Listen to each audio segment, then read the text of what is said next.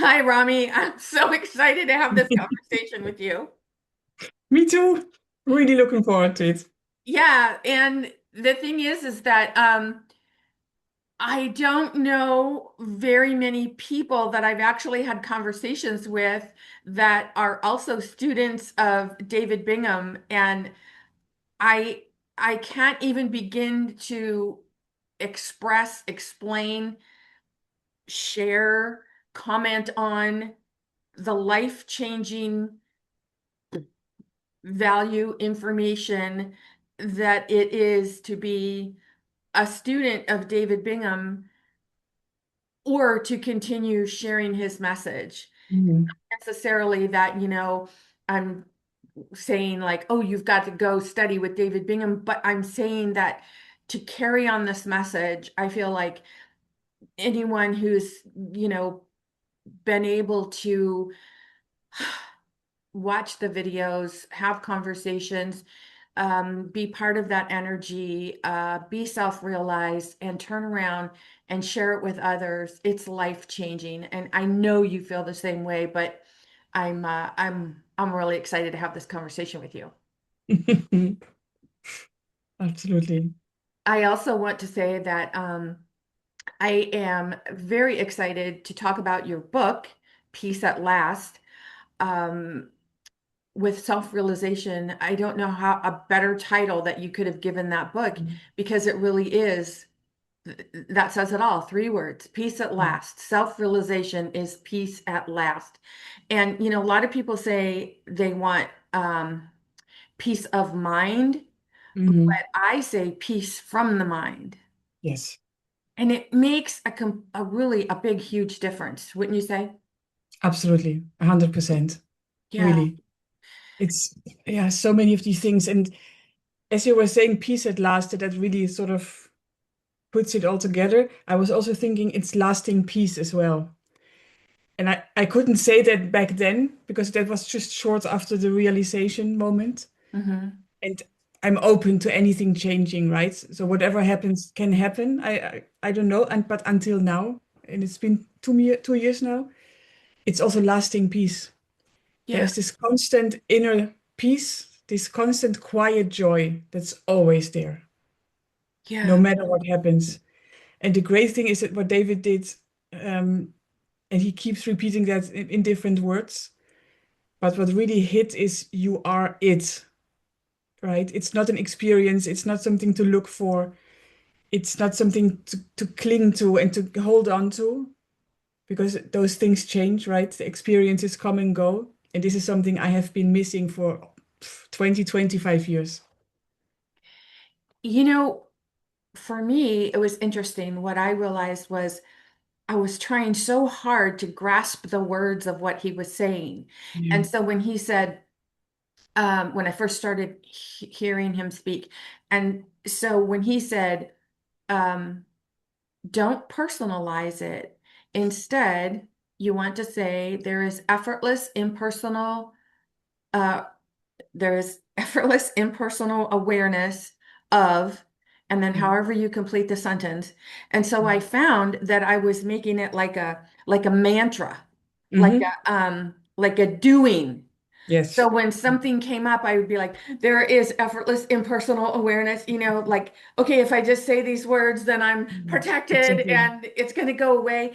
And it took me a bit Yeah. to understand that David was not teaching us what to do. Hmm. He is pointing to what we are. Yes. Big difference. Everything. Huge. Like, Yes. whoa. Yes. And it's so funny how words really get in the way. Yes. Yeah. Yeah. Yeah. It's a literal shift of perception. That's really what it is. Yeah. Yeah. Yeah. And I think that well, for me and the work that I do, Mhm. it's like it took it's like it's like okay, now all that stuff, yeah, let's just cross that all out because you can just go from here to here if you're uh oh, I don't know, ready, open, Yeah. inviting, whatever the words are. Yeah, Yeah. but it just words really get in the way. Hmm. I know that David always calls it mistaken identity, which is fantastic because it's literally true. And in my book, I always thought I wanted to write look right, but I was afraid people may think I mean look right direction. But that's how I felt it. And if, especially in the first couple of weeks, like, oh my God, you just have to look right. You just have to look correctly.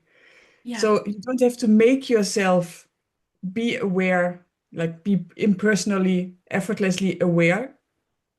You just have to notice what already is that. yeah, You know, what's already doing that. And that is just it. It's so subtle, but that it really is that makes all the difference. And that goes from efforts to effortless. Look at what's already effortless always. these words might sound trite, but it's clear seeing. Hmm.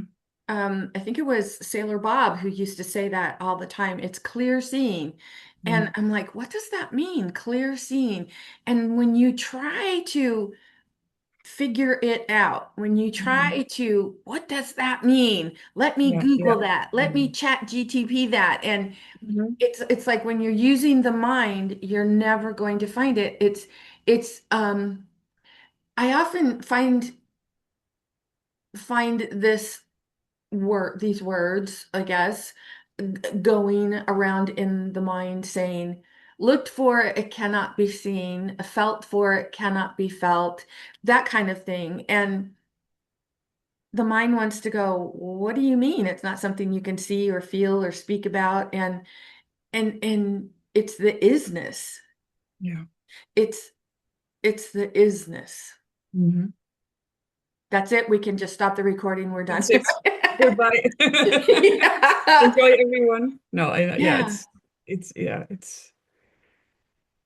it's words and yeah, on the one hand, words make it difficult because somehow they invite the mind into the party. And but it's always like that. It's a paradox, right? Everything happens simultaneously in a way. It's also the right words that somehow make you see it sometimes. Because I've heard certain things for so many years and I've been reading them and I intellectually understood, but it didn't do anything. And then sometimes the exact same thing was said using slightly different words, and all of a sudden there was clear seeing, and I can't explain it. Well, I can tell you that it was words that, well, Hmm. I don't know, Light like bulb. light bulb for me. Yeah. I think it was your first interview with David when you Mhm. said, "Oh, it's effortless." Yeah. And like I played it back and I'm like, "What is she talking about? What is she talking about?" And then I realized, well, wait, every time I go, "What is she talking about?" That's efforting. So Yeah. what would it mean to be effortless?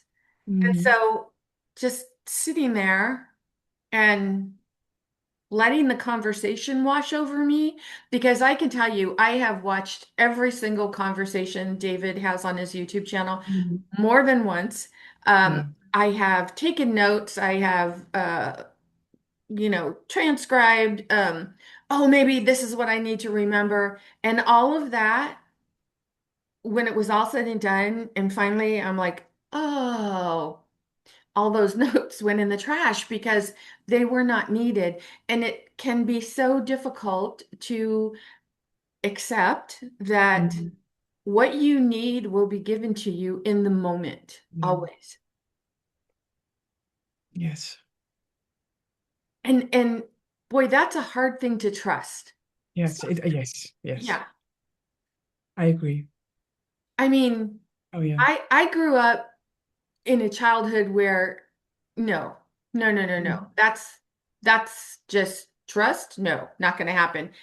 And then when you realize that the whole seeking is simply a return to love. Mhm. And then somebody might say, well, what does that mean, a return to love? But that's the best way that I can explain it. And it's like someone says to you, I love you. Mhm. And you really hear it, Yeah. only this time you hear it and you feel it like the very first time. Yes. Yeah. And it's such an amazing,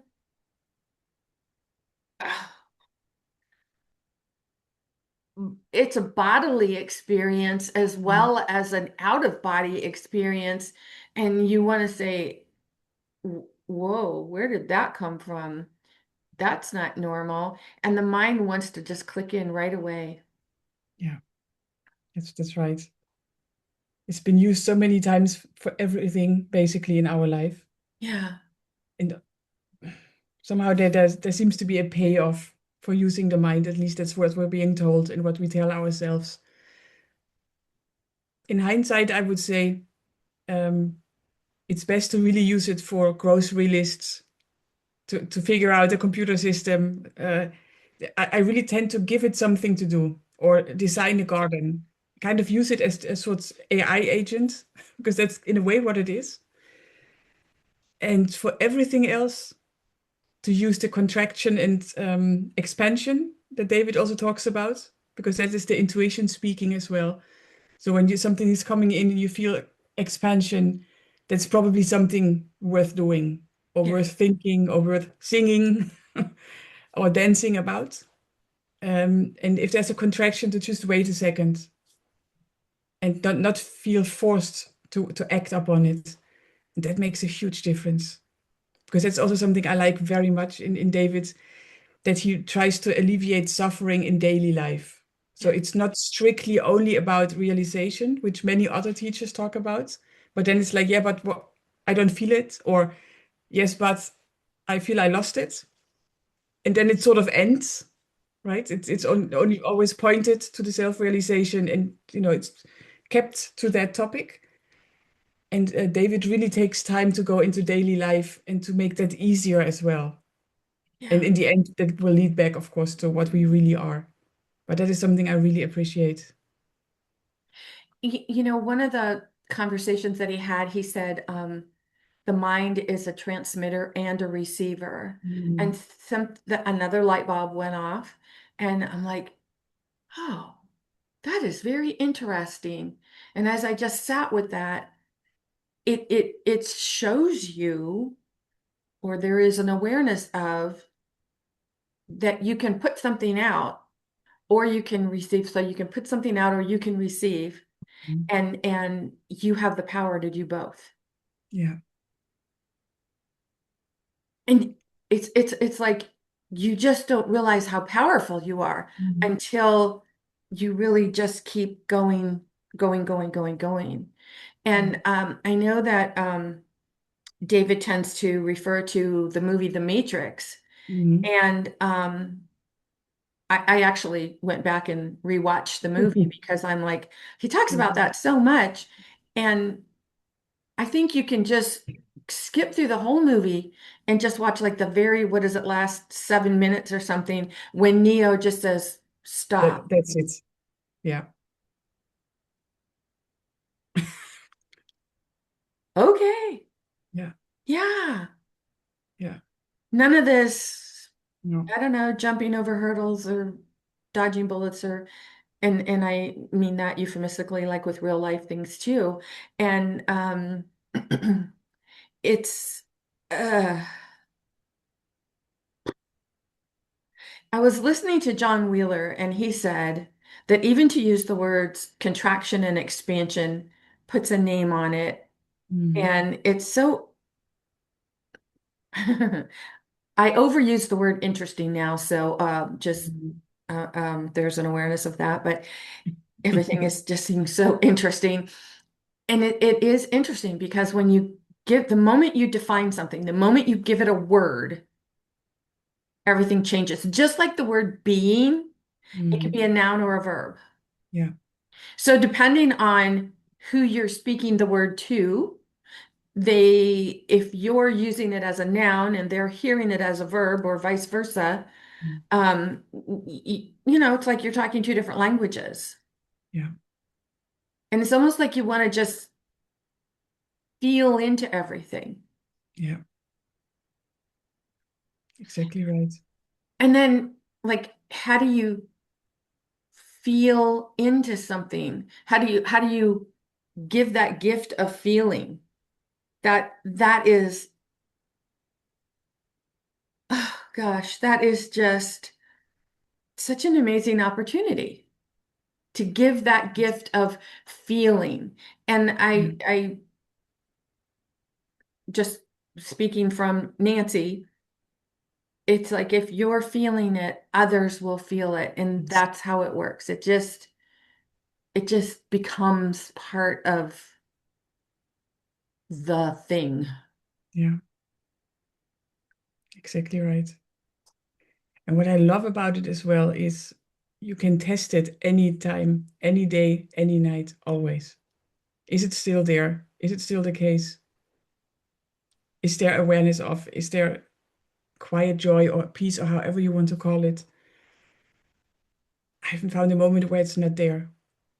And even with the most severe invitations going on, is does any invitation ever cause you to only be present and aware for 40% or 50 or 60?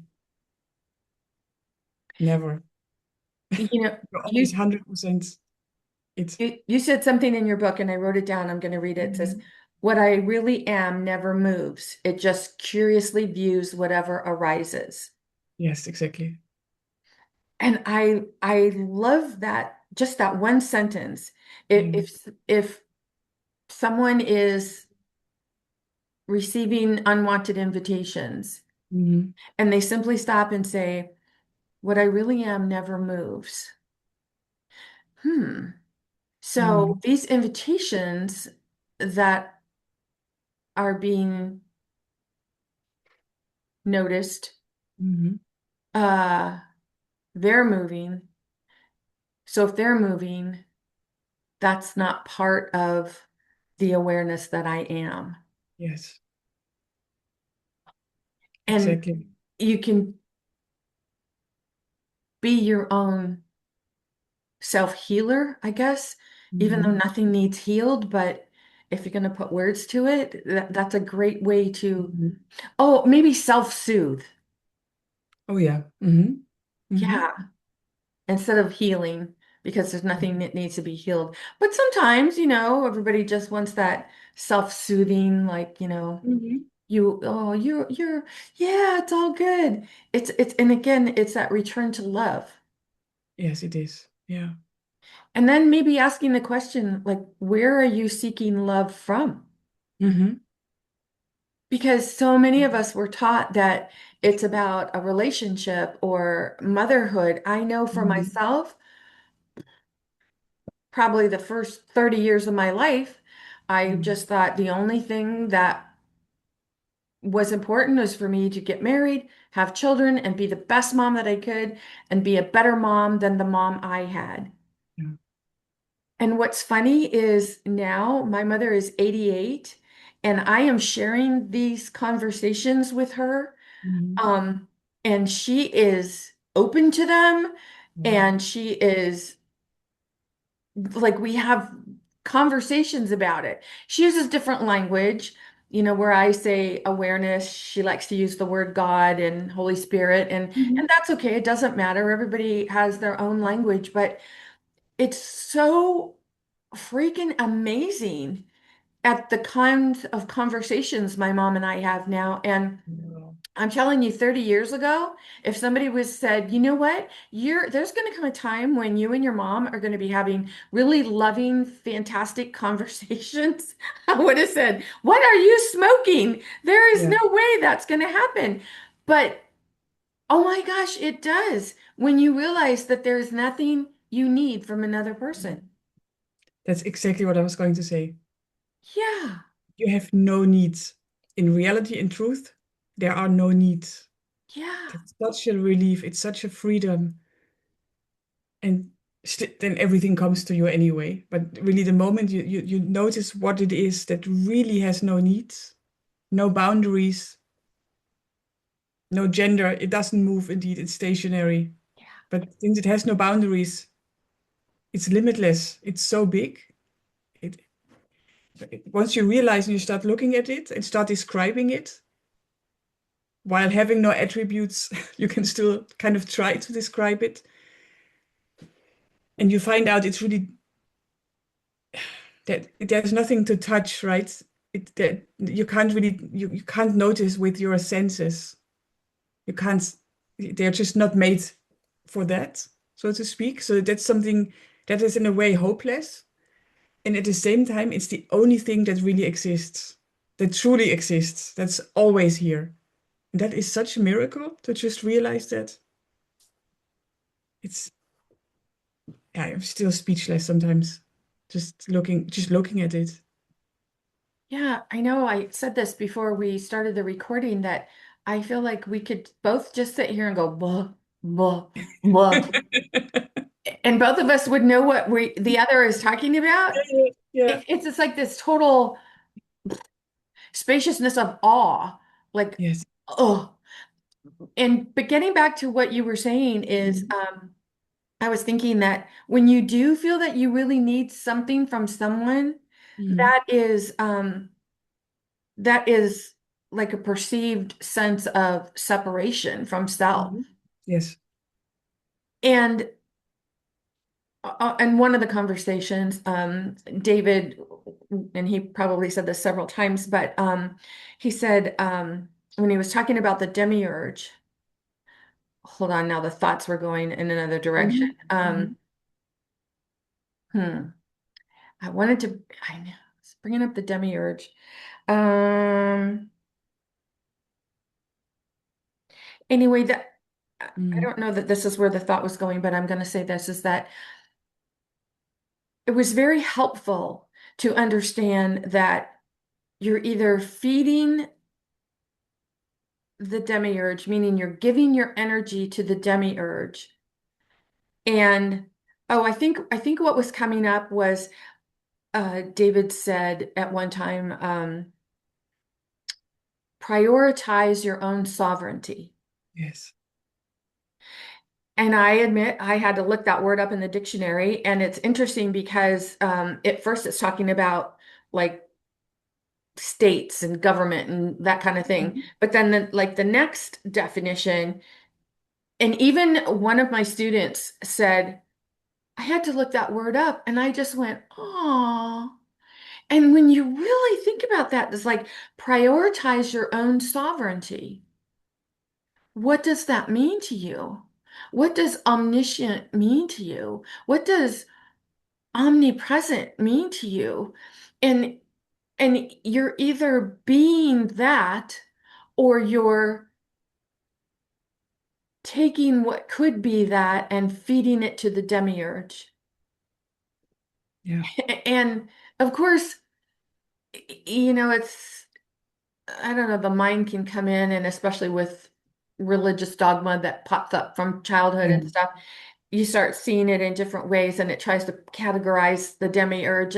But one of the things I remember David saying to me is when people, we were talking about working with clients, and he said, really, just help them understand that life is an energy game. Mhm. And you know what? Again, right there. What is it called? Mic drop. That's it. That's all you got to say. We're done. Stop the recording. That's all you need to know. And it really is. It's like this energy, this flow. And I was talking to someone yesterday, and I was um referring to the wave in an ocean.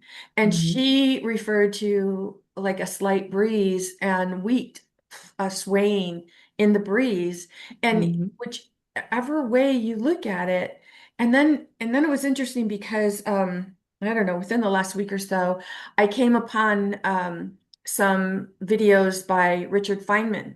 Mhm. And he talked about this one video about, when the wave moves in the ocean, we see it as movement, but it's just kind of like displacement of energy. Mhm. And I'm probably quoting him wrong, so I don't need everybody going, you got that wrong, Nancy. But um, the thing is, and I'll just be real honest, I didn't know who Richard Feynman was if it hadn't been for the Big Bang Theory. But I'm like, oh, wait a minute. And it's so funny how we think, I don't know these things. But again, it goes right back to what I said before. Whatever you need will come to you in the Yeah. moment. Yeah. And instead of frantically saying, oh my God, I've got to write this down, I've got to remember this, it's just like if something needs to come up for you, it'll come up for you, and if not, it won't. And it's so calming, peaceful, Yes. Yes. peace at last, lasting peace. Yes. Yes. Exactly. Yeah. And also Peace at Last came to me, not only the title of the book, but the whole book. And mainly when sort of recreating the feeling of being stationary, which always happens when driving a car. I mean, you can always tell that you're stationary. If you just check in and you have a look, you will see that's how it is. And everything arises and disappears in your awareness. Mhm. But especially if you're looking to get that experience, what can really help is driving, I find, because you can't really afford to sleep. So you can't fall asleep. You stay awake.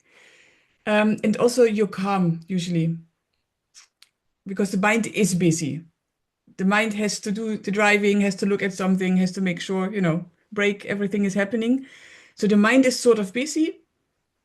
You're not asleep, and that's the sweet spot in between. So driving, that's also where it came up. All of a sudden was like peace at last. That's it. That's the title. And I didn't even have a book. I just had a title. Like, okay, this is it. I have to write something. And then with everything else, the same happened. Every chapter or every sort of topic came up completely by itself. I didn't have to do anything for it. The only thing I did at some point was making notes in my phone to make sure, yeah, that I would be remembering, a couple of hours later. But that's really how it went. And you are in awe and you're just observing it. You see it happening. And because there is no person involved, there is no Rummy doing it. There's also this knowing, like, okay, this is gonna be nice. This will surprise Rummy. I'm curious how it will look once it's written. That's how it went actually. Yeah, I find Yeah. myself going, oh, that's a good idea, speaking to no one. Yeah. Something will come up, and it's probably good that I live by myself, right? I'm like, well, that's a great idea. Okay, let's do that. And yeah, you just walk around, and even like when I'm working on things for the work that I do, and I'm like, oh, I'll just say something like, what do you think would be a good topic for blah? And then I'll go do the dishes. Hmm. And of course, my hands are wet, and then the inspiration will show up, and you're Yeah. like, okay, hold on, I got to dry my hands so that I can just put this note Oh yes. in my notes, and then take a look at that later. And I can remember a time when I was so frantically trying to remember things and constantly writing them down. And I will say that even, first being introduced to David's work. And the funny thing is like I know that I came across David through Rhonda's book, Hmm. but it was well, this is so interesting because I found her book in the library on the library app. And so I listened to it a couple times, which prompted me to look for David. Then when I went back in the library app, the book was not there.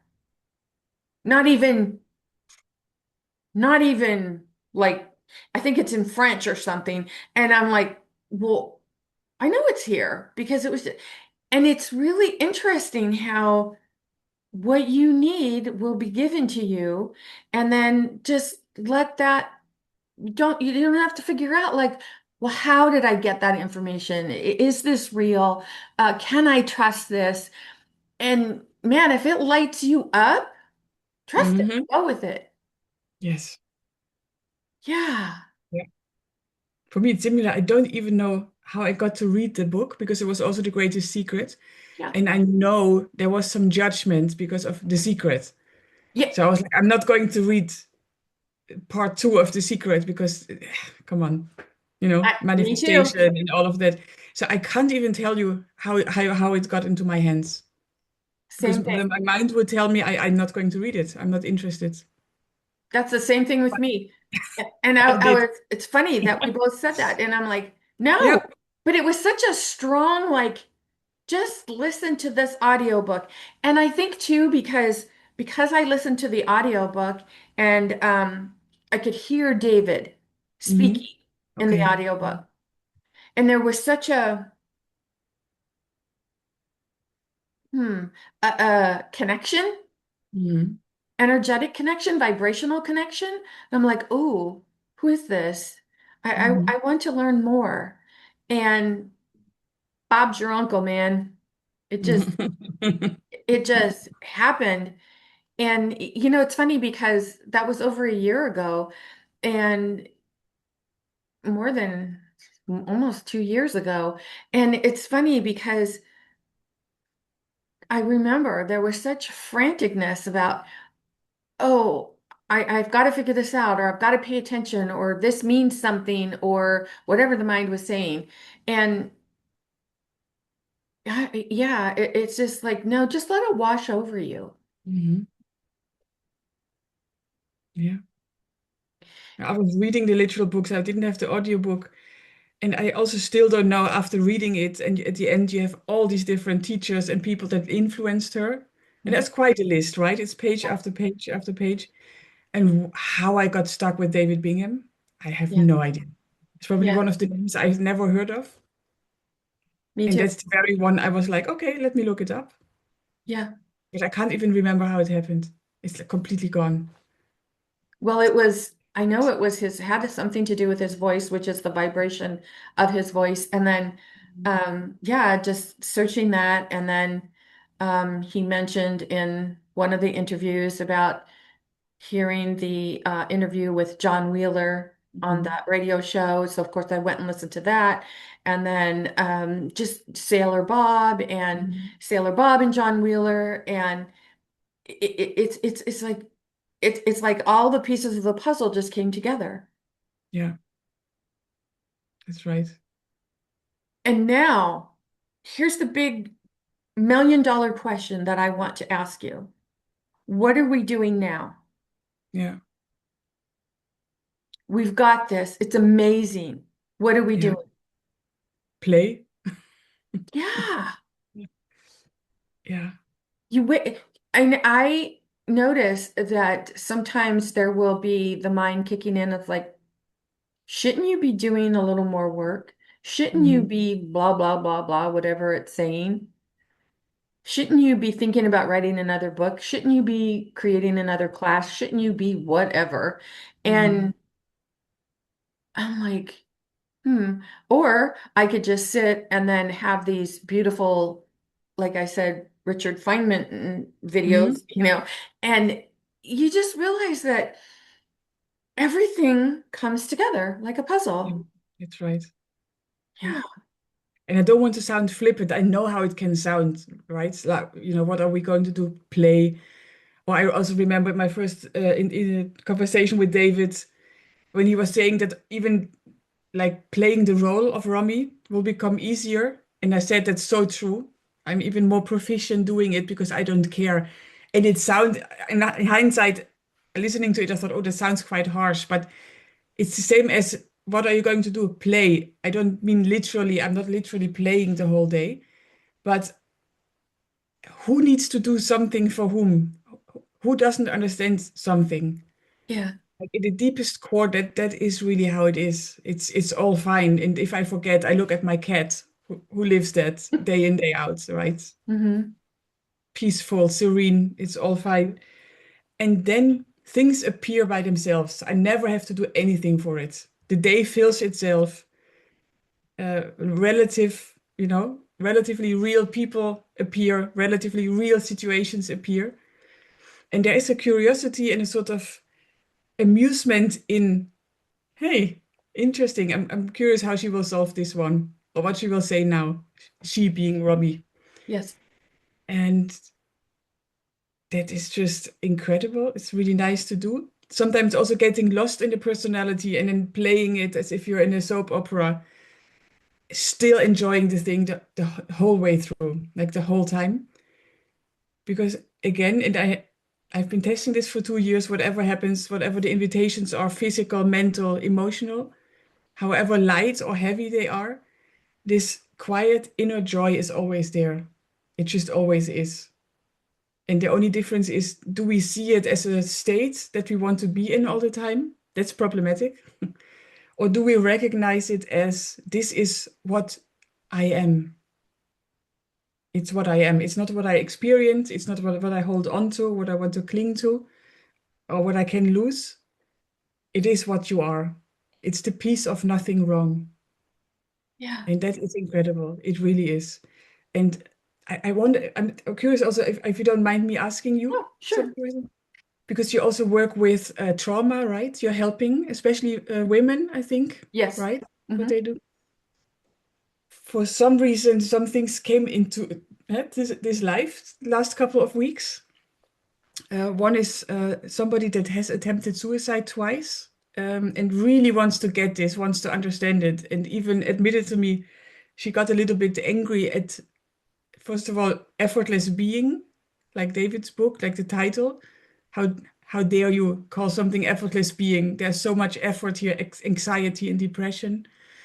Um, and so I found it difficult, although being asked to guide someone to see it, right? To just also see that psychological suffering is optional. Yes. That is really how it is. But of course, it's something you don't want to say out just straight out there to someone that is, yeah, truly suffering, is also get on medication, etc. And that is one part that just happens some days ago. And the other part is that I had a conversation with someone whose fiance just uh, committed suicide, and just being in these first weeks of total shock. And I just wonder, how do you do that in that sense without, appearing to downplay what's going on? No, I believe I understand the question because and I'm going to answer it this way. So when someone is saying this experience is real, this experience is real, and you say it's not real, it, it, Yeah. it's twofold, right? Because number one, it invalidates what they are wanting to experience in the moment, and yet on the other hand, you're pointing to something that they have the opportunity to look at. So I'll share with so my brother, there are five Mm, of us siblings. I'm the oldest, and then I'm talking about my brother Michael, the youngest. We're 5 years apart. And so we're like two sides of the same coin. I mean, we've been still very close our whole lives. And but we had a very traumatic childhood, um, and a lot of mental, physical abuse, verbal abuse, and for me, sexual abuse by the age of 12. So there was this trying to figure it out. And then mhm, when we would get together and we would talk about things, and but the interesting thing was it's like we took two paths. mhm, And this is going to, I believe, answer your question. We took two paths. So let's say that Nancy was looking at the path of um, spirituality, although not known that that's what it was. And Michael was taking the path of the demiurge in a big mm, way.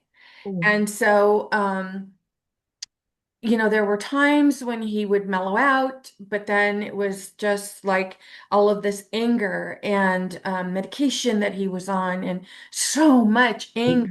mm, mm, And June 2016, he crashed his motorcycle and is now in a facility. He has severe traumatic brain injury, doesn't know who we are.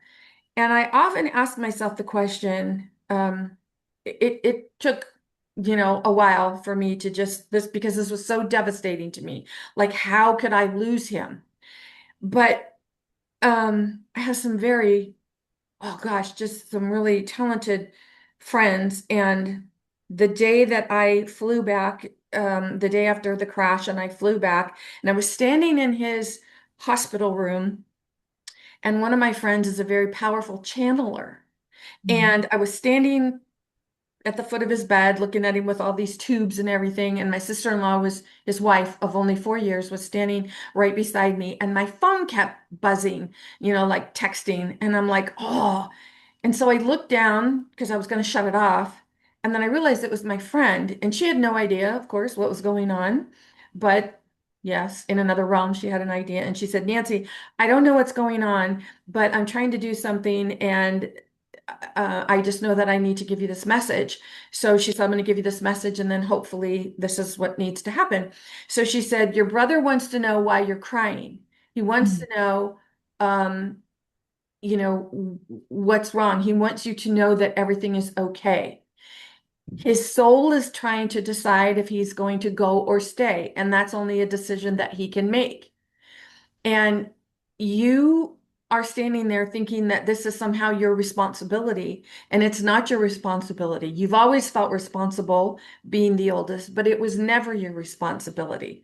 So allow this and allow him to choose. Mhm. And so through the choosing, he stayed, I'm going to say, in human form, but he doesn't know who we are. And so I'm like, well, what good did this do? I don't understand. Until I really got it, that Michael continues to teach me based on the path that he took. So, so if it could be like a simply, Nancy, you have a choice. You can follow this path that I followed, or you can continue on the path that you're doing, how you're learning and teaching and sharing. And you can use the example of Michael to let people know that there's always a choice. Mhm. Now, I share that to say that one of the things that came to me not too long ago was a realization that intensity is the invitation to remember what we are. Mhm. So that means like when you have those really intense emotions, those intense feelings, and you're just feeling like life is not worth living or whatever the intense feeling or emotion is, what if it's awareness, God, the universe, whatever source being, whatever someone's word for it is, tapping you on the shoulder and saying, okay, you have a choice. Mhm. Do you want to continue to feel this way? What you and I would say, do you want to continue to feed the demiurge with your energy? But that might not be a conversation they're ready to have. Yeah. Or do you want to feel peace? Mhm. That is an option. Yeah. And so it's, but just asking the question gives them a choice Mhm. because they can choose to say, no, it's horrible, it's horrible, it's horrible. Like my brother could choose to be angry and angrier and angrier and angrier, or, he could choose the soft, I'll say soft, I like to say softer side, and to soften it. Try Mhm. softer. You're trying harder. What if you try softer? Mhm. And I have a martial arts background, so I tend to like kind of think into the martial arts when I think of things. And when you're trying really hard, it's like force meeting force. And no matter what happens, you're just pushing and pushing and nothing's going to happen. But all one person has to do is kind of step off and let this person just go flying by with their own energy. And that's kind of how I see it, is even the declining of the invitations. It's simply stepping off. We call it a parry, and just watch it. Oh, there you go. And so I don't believe that there is an answer for every person. I believe that every person has the opportunity to choose their Mhm. answer. Mhm. Does that make sense? Makes sense. Yeah. Yeah. And I explained this or gave this example about my brother because I know what it's like when you love someone so much with all your heart and soul and you just want them to not hurt anymore. I would Mhm. have given anything, like Michael, how could I help you have the peace that I have so that you're not so struggling with this so much? Mhm. And it's not. We can't do that. We can't give this to someone. All we can do, and I believe this is what David teaches, it's the embodiment of what he teaches. All we can do is point to it. Mm-hmm. And you have a choice, and it might not seem like it, when someone is feeling like, oh my God, the world is crashing down and I Mm-hmm. just feel like life is not worth living. Well, that's also a choice. Yeah. And then I think it was Sailor Bob that I heard him say, it's like, okay, so what's wrong with this moment right now? What's wrong with this moment? If you don't think about it. Yeah. And when we can ask these types of questions to someone who is, I was, I'll say struggling in the moment or Mhm. receiving unwanted invitations, it's kind of like it's just like coming in, coming in, coming in. It's it's asking a question that's not pertaining to Mhm. the experience Yeah. because we can see the not the unanswer Mhm. for them, but we don't know their path and we don't know, like I certainly would not have chosen that path for my brother. Mhm. It's like, what the heck? I can't even have a conversation with you now. You're Yeah. here, but I can't have a conversation with you. Why? I don't understand this. And what I finally got to was that, oh my God, it's like there is so much love between us, our relationship, our connection, whatever you want to call it, that that was the path he chose to further the path that I chose. Mhm. Or you could see it the opposite way. Maybe the path I chose drove him to be so angry. Like, why doesn't she see that this should be really Mhm. horrible? You know what I'm saying? So it's like, who's feeding whom? You don't know. Mhm.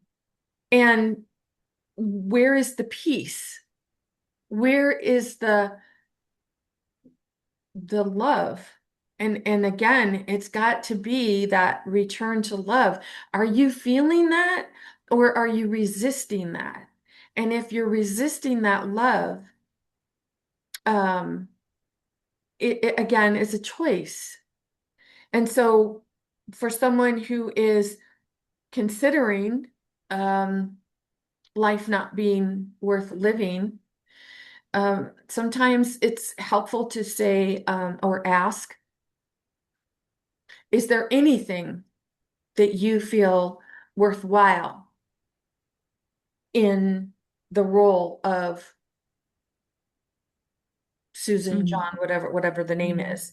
Mhm. And it's sometimes it's just asking a different question to turn the perspective and shift the perspective Mhm. to see it in a different light because um again, you could have two people just force meeting force and you think there's just no way out of this. And when one person just kind of loosens up and steps off, now there's a whole different perspective about this experience. Mhm. And so it's a question of, do you want to keep going toe to toe, just keep pushing on this, or do you want to relax? Mhm. And for me, I'm like, thank you to just be able to relax.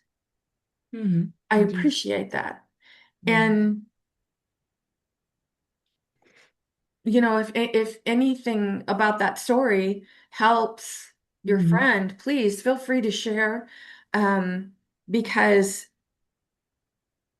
it's just also I think I'm a big proponent about secrets. We keep Mhm. secrets about things that happened and can't talk about this, and it Mhm. it just it just keeps the contraction getting stronger and stronger and stronger, and we can just let go and Yeah. release. Like, whoa, that's not as bad as I thought it was going to Mhm. be. Never is. Yeah. Yeah. Yeah, and sometimes, I mean, we started this conversation saying that, words are unnecessary, but Mhm. sometimes words are very necessary to also remind us of what we are, Yeah. kind, loving, um, joyful, Mm. loved, not loving, but loved. There are people that love you. There are people that appreciate you. Um, Perhaps the journey that you've chosen is something that is inspiring someone else or Mm. reminding someone like, whoa, I don't want that. I don't want that. And whatever it is, I just think whatever it is, it's the right one because Mm. it's the one that you're choosing in the moment. Yeah, indeed. And I think it was also Sailor Bob that said, you must be doing the right thing right now because if you were meant to be doing something else, you'd be doing it. That's right. Yeah. That's right. And I just want to reiterate for people listening, because it can be a very sensitive topic. I'm not saying in any way that we're using non-duality to fix No. thoughts of suicide or anything. I also said, right, Yeah.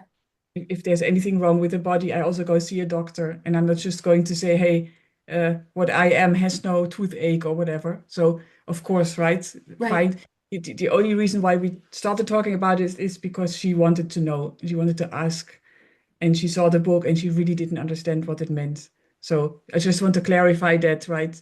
Yeah. While eventually, in the big picture of everything, this is literally the solution. It really is, right? To see what you are. And with the so-called death of the ego that has never existed, psychological suffering does cease to exist because it is linked one-on-one to identification as a personality, as a person. So that is true. But on the other hand, I want to just clarify that, right? Don't try Right. this at home, of course not, right? And because that could be what is meant in the moment for someone, whether it's medication, Mhm. therapy, Yeah, uh, yeah, whatever. Um, exactly. Yeah, and everything is a story, right? I yes. mean, like every path we choose is a different story. This person's story is this person's story is that. And really, it's about maybe listening to someone's story and then paying attention to how it lands on the body. Does if it feels like an expansion, like maybe that's a path you want to follow. If it feels like a Mhm. constriction, maybe that's uh, not the path you want to follow. Um, Gosh, I mean, Mhm. I've been through therapy. I've been through, I mean, it's just like I said, every person has the right to choose what's Mhm. best for them. Mhm. Yeah, without any um just no judgment. Mhm. No judgment. If you feel this is right for you, then follow that Mhm. and allow your internal guidance to guide you. And you'll know that. And really, that's what we're talking about. It's that love of self that is guiding us. And if you're feeling all out of sorts, that's not your inner source guiding you. That's external, what we Yeah. would call the demiurge or the matrix, whatever you want Mhm. to, duality, whatever somebody wants to call it. But Mhm. when we get used to feeling into that love of self, it's very peaceful. Yeah. So, did that help answer the question? Mhm. Good. Yes, I was just wondering how, in your own practice, how you would, in a concrete way, approach it, or how you would respond to a question like that. So Yeah, yeah. because when somebody comes to you and they say, well, I've been physically abused, sexually abused, and you can't just say, oh gosh, it's just a story in your head. Mhm. Um, because there is a definite path for everyone. And it is being able to open it up and take a look at it. And really it's coming at it from non-judgment. I think that's the most Mhm. important thing. Don't you feel Exactly. like that's where we struggle the most is when we judge ourselves? Hmm. I should not be here, or I should be Yeah. smarter than this. I should be farther along, whatever the shoulds are that we do. Yeah, for Yeah. sure. Yeah. Yeah. Yeah. So I want to ask you too, Mhm. you had talked about your next book coming out about the Enneagram. Are you working on that? What are your thoughts about that? Yeah, so it's sort of coming up in the mind. Hmm. It has a bit of a layout already, but I have not started writing yet because I'm really waiting also for that sort of effortless Yes. typing to happen. I don't want to force it. Yes. And what came out of creativity in that sense is the combination of indeed peace at last or effortless being, non-duality with the Enneagram. Um, Keeping in mind that the Enneagram has always been, in its essence, the key to freedom, to self-realization. That's what it's meant for, by Hmm. showing you what you're not, right? Yes. Yes.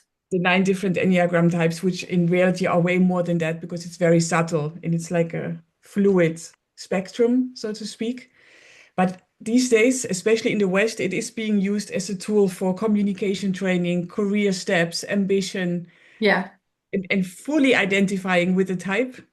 It's me, and then defending it and being happy with the unique qualities and be really upset about the not so good qualities and trying to get them into a better state, which is very helpful in the relative area of living because it does make your life nicer. And I always call it um, decorating the prison cell. So Hmm. it does that, and it's a way better prison cell, and you live nicer. But that's of course not what I'm doing with this book. And what I hope I can do is by describing the types as well as I can in such a way that people will recognize their own type, their own vehicle or avatar that they're driving in. Yes. So without a doubt, recognizing the pattern, the program, the matrix, right? The ego Right. program that's running, because that's what it is. Um, and in that way, as happened to me, be more proficient in recognizing the tailor-made invitations because they are tailor-made based on the type. Yes. Whereas there are invitations for 7 or 8 other types that you will be shrugging your shoulders, like, yeah, I get it. Yeah, it's not pleasant, is it? Or it would be nice to be successful, but who cares? Well, for some people, it's life or death, Yes. successful or not successful, losing face or not. Yeah. So this one would never really hit me that well because I'm not the type number 3, for example. A 3 for them it would be very heavy. But finding the specific invitations for type 6 in my case, writing them down, and the moment they come by and they visit again, instead of saying, "Oh my God, it's this one," you can say, "Wait, it is number 3 on the list." Ooh, it's a completely different situation. It's very light. It's funny. It's even amusing because you talk about the number so and so on the list. That's number one. So that is basically catching the invitation before it really starts hitting or before you start identifying too much and then having to react in the exact same way that will bring you what you wanted to avoid. Yeah. And by realizing what you truly are. And that is where I'm also going to contact people in our group, the WhatsApp group around David Bingham. I think if I manage to interview all 9 types after realization and have a bit before and after, like how can life look for a type 9 after realization? I'm quite sure there's just this feeling of knowing inside of me that if a type 9 that thinks they are not realized yet, because it's only just an innocent thought that we believe, Yeah. if they read from other type 9s how their life looks day by day, seeing what they really are, I'm sure this will trigger something inside. It will trigger what they already know. And that is my purpose. That's the intention of the book. For some reason that it needs to come out. No, I love that because what I'm hearing from you, it's like someone maybe is not recognizing the invitation that they continue to receive. And Yes. it's like David used the analogy of, when you order on Amazon and you look at a pan, and so the Amazon keeps sending you ads for pans, and you're like, Yes. oh, why do I?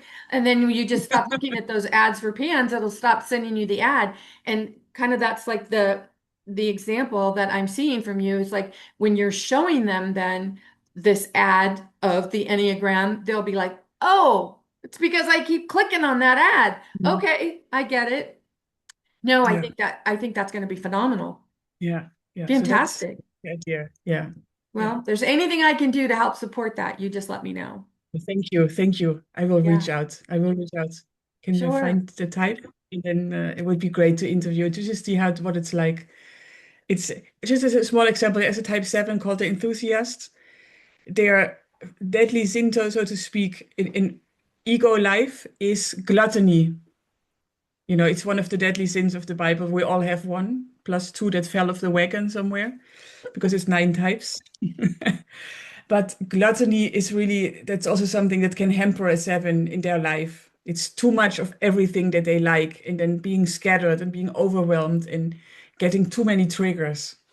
At the same time, being addicted to it because they don't want to be in the present moment. They want to escape Yeah, anything painful or boring.